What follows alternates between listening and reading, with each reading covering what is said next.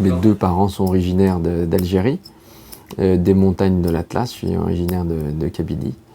Moi, je suis né à la clinique des Orangers, j'aime bien le dire, dans la banlieue d'Alger. Et puis, donc, j'ai fait mes études, essentiellement ma scolarisation en France, parce que mon père étant diplomate, il bougeait beaucoup. Et dès l'âge de 6 ans, je me suis retrouvé dans le système français. Des freins, il y en a. Des freins, il y en a, mais il y en a pour tout le monde.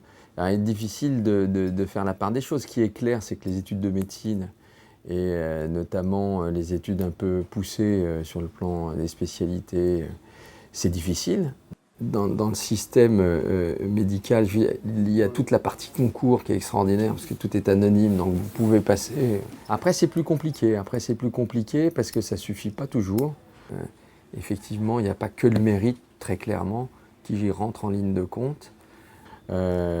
Faut connaître du monde, pour pouvoir rester à l'hôpital, c'est pas simple.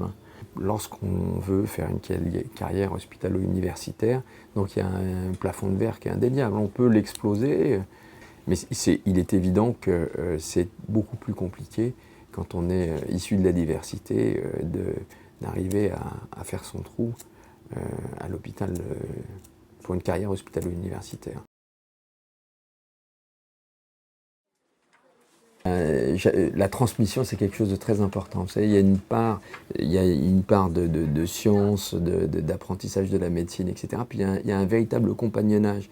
Quand on a des spécialités comme la cardiologie interventionnelle ou la chirurgie, il y a une véritable transmission. Donc ça, c'est passionnant de transmettre aux plus jeunes. Et c'est vrai que c'est un des éléments qui ont fait que j'exprimais le souhait d'avoir une carrière hospitalo-universitaire. C'est pour pouvoir enseigner avec deux de mes collègues, Mohamed Ghanem et feu, c'est le professeur Salem Kassette qui nous a quittés malheureusement.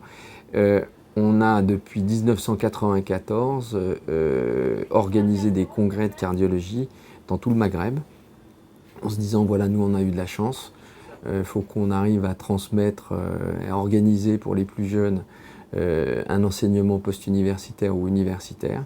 Et c'est ce que l'on a vérifié, que les coronaires n'étaient pas bouchés. Mais par contre, il y a une petite plaque, je ne serais pas étonné qu'il ait fait un spasme dessus. Mais ça, on déterminera ça à distance. Bernard, il a une petite plaque. Je pense que c'est probablement un spasme là-dessus. Alors je vais raconter une anecdote. J'étais jeune chef de clinique. Je devais être en 2e année de clinica et je reçois une urgence, un infarctus inférieur chez un patient d'origine ashkénaze qui était complètement terrorisé à l'idée de subir une intervention. On lui a expliqué qu'il était en train de faire un infarctus du myocarde, etc. Et donc j'arrive en salle de cathé, je me présente, je lui dis bonjour docteur Benamer, c'est moi qui vais vous dilater, c'est moi qui vais vous opérer. Et je regarde son électrocardiogramme, le patient était déjà très lent. Parce qu'il était très angoissé, c'était un infarctus en voie de constitution. Et cet homme, pour se raccrocher à quelque chose, me demande, tellement il était stressé, si j'étais ashkénaze ou séfarade. Et là, je regarde son électrocardiogramme, et je lui dis ça, on verra tout à l'heure, je vous explique. Et pour vous dire que l'image que l'on a, je me suis dit, si je lui dis, il va canner sur la table. Donc, j'ai dilaté le patient, je lui ai ouvert sa coronaire, le résultat était nickel, et à la fin, je lui ai dit, je suis ni séfarade ni ashkénaze, je suis arabe, et si je vous l'avais dit tout à l'heure, vous seriez peut-être mort déjà. Et on a rigolé tous les deux.